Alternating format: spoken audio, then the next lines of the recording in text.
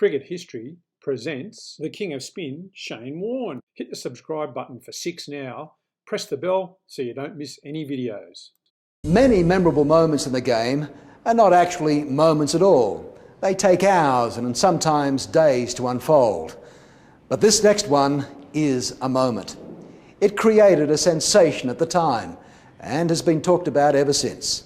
It belonged to Shane Warne. Well, life was a real struggle for England in 1993.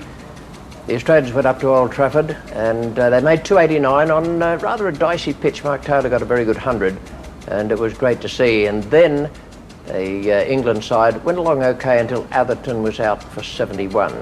In came Mike Gatting. Much more important, on came Shane Warne. 1 for 80 here at Old Trafford. Shane Warne is to come on at the Warwick Road end.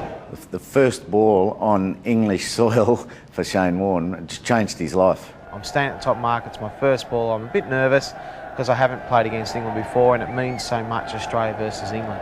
They bowled to an orthodox field for a start, just a slip. I come into bowl and I generally just want to start a normal spell. I just bowl a few leg breaks to get myself into a bit of rhythm, bit of momentum, get into the feel of the game. First ball in Test cricket in England for Shane Warne. So I've come into bowl, let go of the delivery, feels pretty good out the hand. And he's done it. He started off with the most beautiful delivery.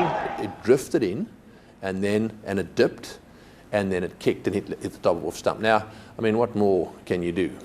Because of the dip, the batsman was wrong-footed in terms of the ball's length.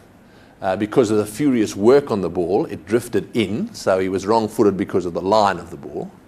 And then because of that spin on the ball again, it really did rip and hit the top of off stump. I mean, the perfect delivery, and it will be the ball forever. Well, some people said it drifted 2 feet towards the leg stump and outside it, and then it spun back 2 feet. That's not true. It was around about 9 inches each way, and it just clipped the top of the bail. It was absolutely magnificent. It was one of those things that just happened, and watching Healy's reaction behind the stumps, and it was just an enormous feeling, and it's pretty hard to describe how good it felt to do it. Gatting has absolutely no idea what has happened to it. He still doesn't know. Mike Gatting stood there stunned. He thought I'd hit the bails off with my gloves or something suspicious had happened. Luckily I held my mouth. I had eye contact with him as I was running past him. I was about to say something and didn't, and he just had no idea. Kenny Palmer just gave him a raised eyebrow and a little nod, and that's all it needed. And it's not until later, until I have a look at the replay, I realised how far it actually turned. I thought it was just a leg break that turned a little bit. Well, that has turned about 2.5 feet. Gatting can't believe his eyes. What a start for Shane Warne. We saw Warne bowl that type of delivery in New Zealand. He was spinning the ball so far in New Zealand that he was missing the bat by 6 inches. So we had to move his line outside leg, and that's where he started to do that, and sometimes around the wicket. So I'd gotten used to those sorts of the drifting ball outside leg and coming back to off, you know, but to do it first ball, freakish.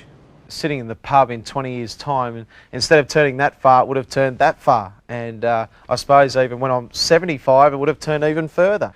It was probably my favourite delivery I've ever bowled. Something everyone forgets, though, is that shortly after that, with only 4 more runs added, Warne bowled an equally good delivery to Robin Smith and had him caught it slip by Taylor. It's never thought of these days.